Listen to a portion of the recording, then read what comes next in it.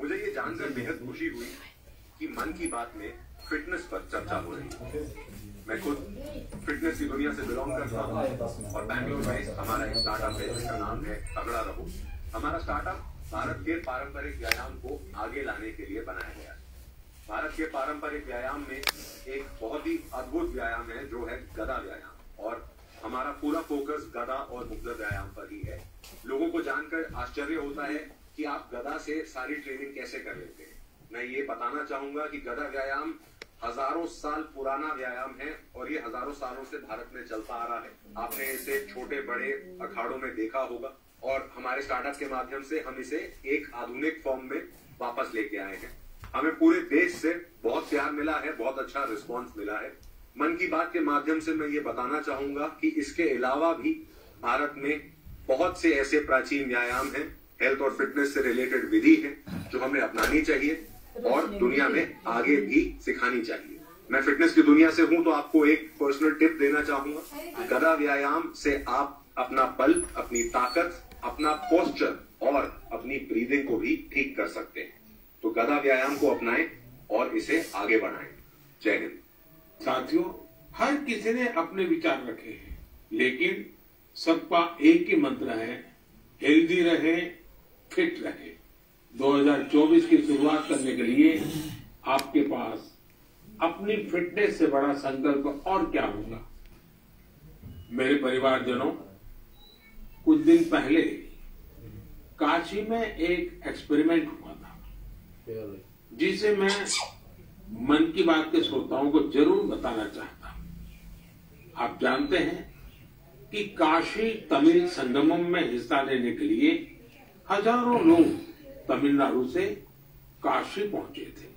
वहां मैंने उन लोगों से संवाद के लिए artificial intelligence AI tool Bhashini का सार्वजनिक रूप से पहली बार उपयोग किया। मैं मंच से हिंदी में संबोधन कर रहा था, लेकिन AI टूल भाषिणी की वजह से वहां मौजूद तमिलनाडु के लोगों को मेरा वही संबोधन उसी समय तमिल भाषा में सुनाई दे रहा था। काशी तमिल संगमम में आए लोग इस प्रयोग से बहुत उत्साहित दिखे। वो दिन दूर नहीं जब किसी एक भाषा में संबोधन हुआ करेगा और जनता रियल टाइम में उसी भाषा को अपनी भाषा में सुना करेगी। ऐसा ही फिल्मों के साथ भी होगा। जब जनता सिनेमा हॉल में AI की मदद से रियल टाइम ट्रांसलेशन सुना करेगी, आप अंदाजा लगा सकते हैं कि जब ये टेक्नोलॉजी हमारे स्कूलों, हमारे अस्पतालों, हमारी अदालतों में व्यापक रूप से इस्तेमाल होने लगेगी तो कितना बड़ा परिवर्तन आएगा।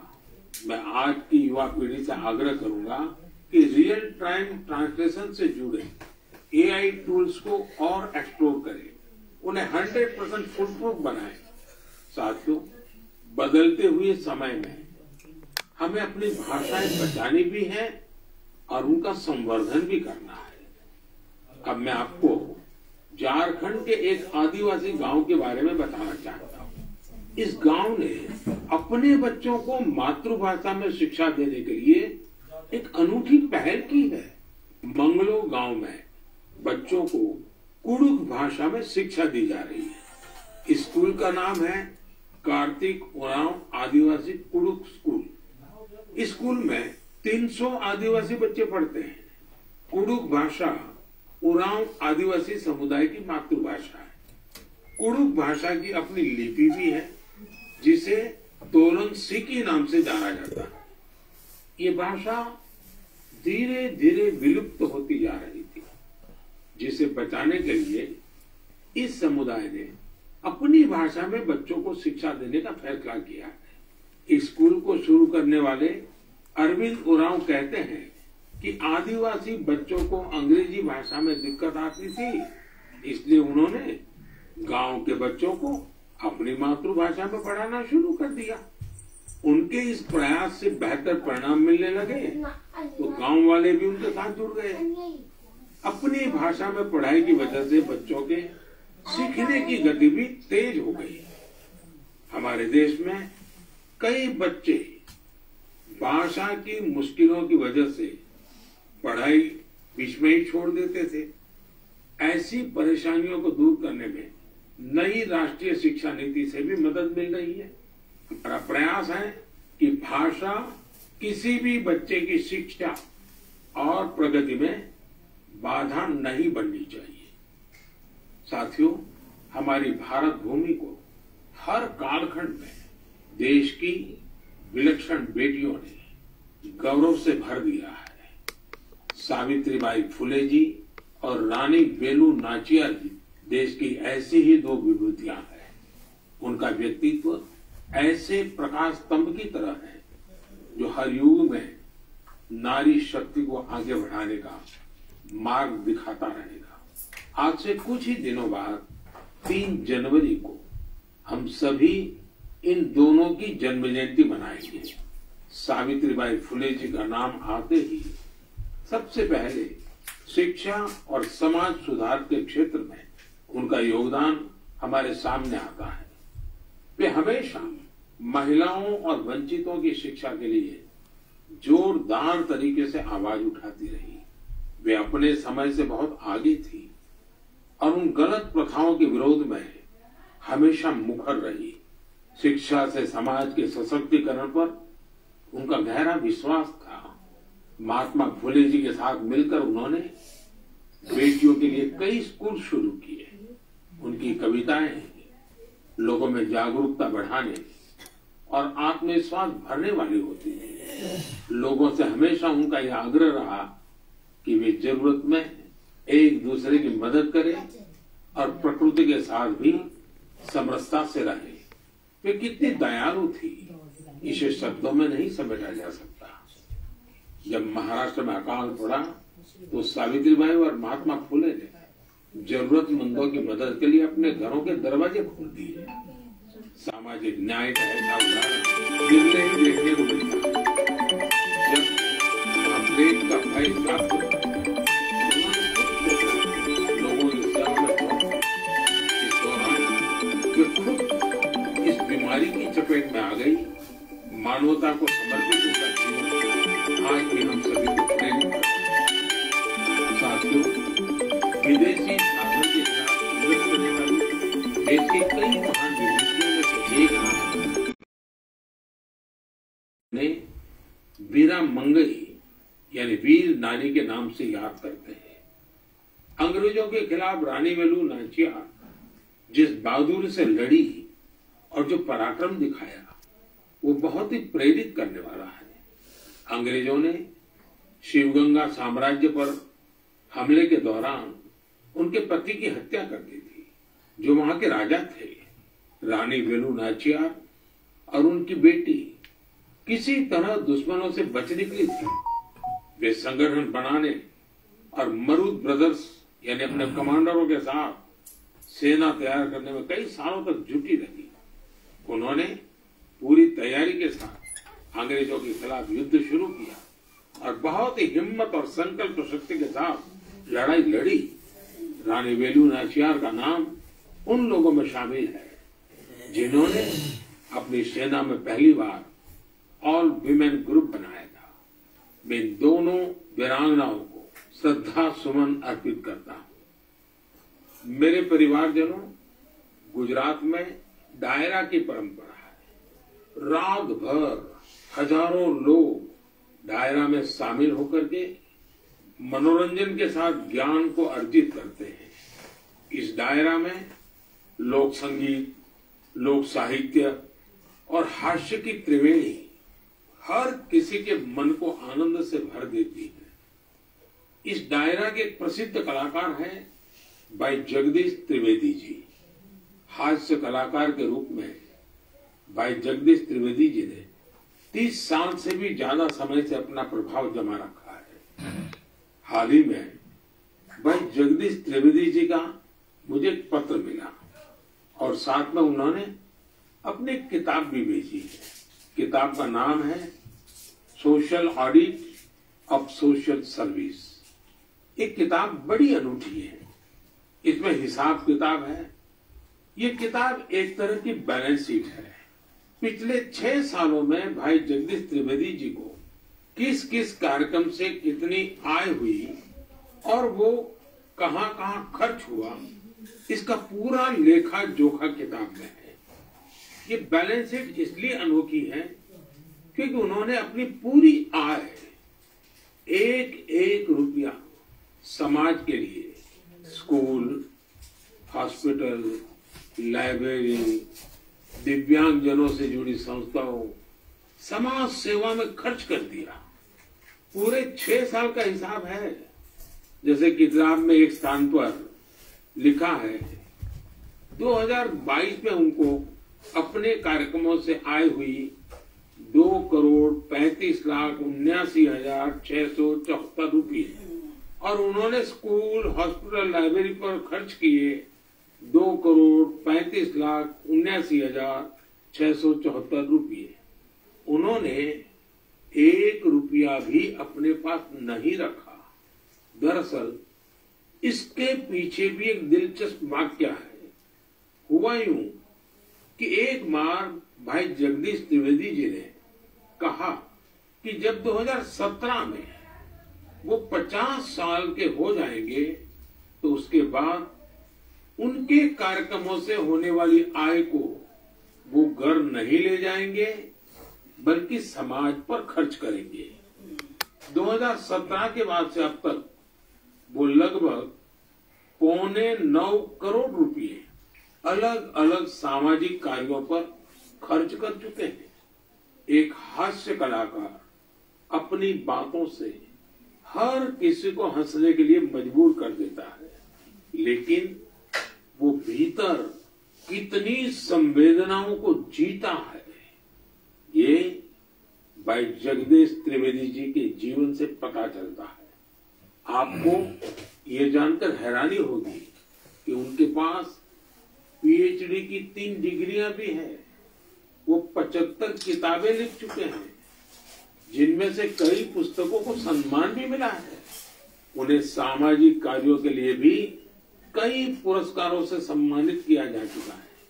मैं भाई जगदीश त्रिवेदी जी को उनके सामाजिक कार्यों के लिए बहुत बहुत शुभकामनाएं देता हूं। मेरे परिवारजनों, अयोध्या में राम मंदिर को लेकर पूरे देश में उत्साह है, उमंग है। लोग अपनी भावनाओं को अलग अलग तरह से व्यक्त कर रहे हैं। आपने देखा होगा बीते कुछ दिनों में श्री राम और अयोध्या को लेकर कई सारे नए गीत, नए भजन बनाए गए हैं। बहुत से लोग नई कविताएं भी लिख रहे हैं। इसमें बड़े बड़े अनुभवी कलाकार भी हैं, तो नए उभरते युवा साथियों ने भी मन को मोह लेने वाले भजनों की रचना की। कुछ गीतों और भजनों को तो मैंने भी अपने सोशल मीडिया पर शेयर किया है। ऐसा लगता है कि कला जगत अपनी अनूठी शैली में इस ऐतिहासिक क्षण का सहभागी बन रहा है। मेरे मन में एक बात आ रही है कि क्या हम सभी लोग ऐसी सारी रचनाओं को एक कॉमन हैशटैग के साथ शेयर करें। मेरा आपसे अनुरोध है कि हैशटैग श्री राम भजन के साथ आप अपनी रचनाओं को सोशल मीडिया पर शेयर करें। ये संकलन भावों का, भक्ति का ऐसा प्रवाह बनेगा जिसमें हर कोई राममय हो जाएगा। मेरे प्यारे देशवासियों, आज मन की बात में मेरे साथ बस इतना ही। 2024 अब कुछ ही घंटे दूर है। भारत की उपलब्धियां हर भारतवासी की उपलब्धि है। हमें पंच प्राणों का ध्यान रखते हुए भारत के विकास के लिए निरंतर जुटे रहना है। हम कोई भी काम करें, कोई भी फैसला लें, हमारी सबसे पहली कसौटी यही होनी चाहिए कि इससे देश को क्या मिलेगा, इससे देश का क्या लाभ होगा। राष्ट्र प्रथम, नेशन फर्स्ट, इससे बड़ा कोई मंत्र नहीं। इसी मंत्र पर चलते हुए हम भारतीय अपने देश को बनाएंगे, आत्मनिर्भर बनाएंगे। आप सभी 2024 में सफलताओं की नई ऊंचाई पर पहुंचे। आप सभी स्वस्थ रहें, फिट रहें, खूब आनंद से रहें, मेरी यही प्रार्थना है। 2024 में हम फिर एक बार देश के लोगों की नई उपलब्धियों पर चर्चा करेंगे। बहुत बहुत धन्यवाद। और इस वक्त की मोदी को आप सुन रहे थे, सभी को नए साल की शुभकामनाएं उन्होंने दी। उन्होंने राम मंदिर को लेकर लोगों में उत्साह है और उसको लेकर भावनाएं जाहिर किया, को लेकर नए गीत बन रहे हैं। इन बातों का भी हमने जिक्र किया, कुछ गीतों को तो मैंने भी शेयर किया है। सर, जो आज मन की बात का प्रोग्राम था, थोड़ा इसके बारे में बताइए। मोदी जी की मन की बात आज हमने यहाँ पर कबीर कॉलोनी में यहाँ के पूर्व कारपोरेटर नीलम जी के घर पे सुनी हमने। यहाँ पर हमारे मंडल अध्यक्ष केशव चोपड़ा जी भी साथ हैं और बाकी मोहल्ले के काफी गणमान्य लोग भी यहाँ पर हैं। आज के इस मन की बात के एपिसोड में प्रधानमंत्री जी ने हमेशा की तरह बहुत ही जो उनके अनुभव हैं, जो और बाकी समाज के वरिष्ठ लोगों के अनुभव हैं, उन्होंने सामाजिक कार्य किस तरीके से किए हैं, इन सब के ऊपर हमेशा से चर्चा करते हैं। आज भी उन्होंने हम कैसे फिटनेस मंत्र को अपना सकते हैं और श्री राम जन्मभूमि जो है उसका भी उसके ऊपर हमें क्या करना चाहिए और कैसे कर सकते हैं, इसके ऊपर बहुत उन्होंने ज्ञान दिया है। दोस्तों, आज हमारे लिए बहुत ज्यादा इंपॉर्टेंट है इस भाग दौड़ भरी जिंदगी में, पोल्यूशन भरी जिंदगी में, कि हम फिट रहें। और अगर फिट रहेंगे तभी हम समाज की सेवा, देश की सेवा और आगे बढ़ के और काम कर सकेंगे। तो पीएम मोदी के इस मंत्र को हमें जन जन जो है वो लेकर जाना चाहिए।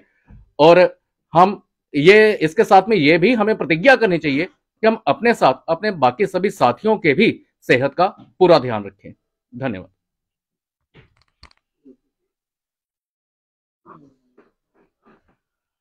केशव जी क्या कहेंगे इसके बारे में?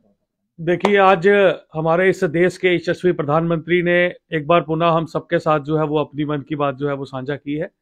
मुझे लगता है कि ये ऐसा एक प्लेटफॉर्म है जिससे कि देश का प्रधानमंत्री जो है वो आम लोगों के साथ, जो आम गरीब लोग हैं, आम व्यक्ति है, उनके साथ जो है वो कॉन्टेक्ट में रहता है। तो मुझे लगता है कि ये बहुत ही अच्छा इनिशिएटिव है।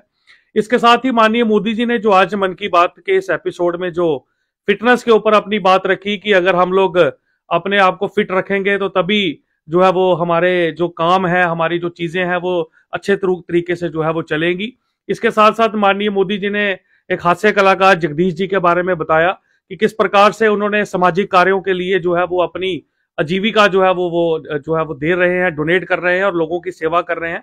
इसी के साथ उन्होंने एक मंत्र और दिया कि हम लोग जब भी बात करते हैं अपनी बात करते हैं, पर अब टाइम आ गया है कि हम लोगों को कुछ भी सोचने से पहले ये सोचना चाहिए कि हम लोग इस देश के लिए क्या कर सकते हैं, क्योंकि देश जो है वो सर्वप्रथम है और देश के लिए काम करने की प्रेरणा जो है वो माननीय मोदी जी ने आज इस मन की बात के माध्यम से हमें दी है।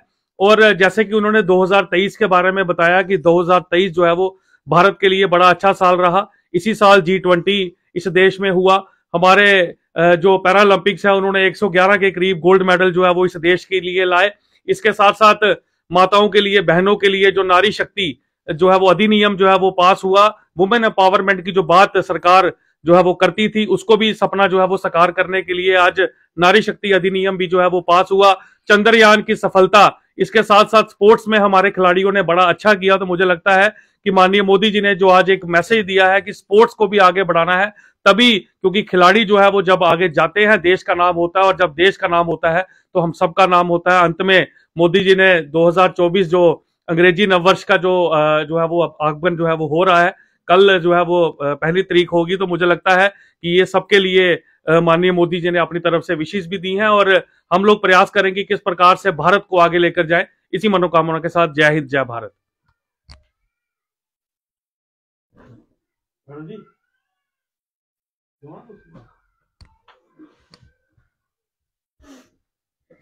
क्या कहेंगे, आज आपके घर में मन की बात का प्रोग्राम था? हाँ, हम हर बार महीने का लास्ट एतवार होता है, हमारे बीच में मोदी जी हमें अपनी मन की बात सुनाते हैं और लोगों के लिए बहुत ही अच्छा, गरीबों के लिए। आज जो हमारा खाना पीना दिखाया उन्होंने ये भी बोला जो बाजरा है वो हमारे लिए बहुत ही अच्छा है, क्योंकि वो ताकतवर होता है। तो ऐसा भी क्यों, कोई गरीब लोग भी खा सकते हैं, जो गरीबों को भी अच्छा लगता है। और आज नारी के लिए भी उन्होंने जो पास किया है, जो भी आज की बातें हैं, बहुत ही हमारी राम भूमि के लिए भी वो बताया है, बहुत अच्छी बातें बताई है। और नया साल के लिए जो हमारा नया साल आ रहा है उसका भी हमने आज विश दिया है। आज हम भी अपने प्रधानमंत्री को मुबारक देते हैं। पिछला साल ही बहुत अच्छा बीता हो, आगे भी भगवान अच्छा बिताए सभी के लिए। इतना कहते हैं। जय हिंद, जय भारत।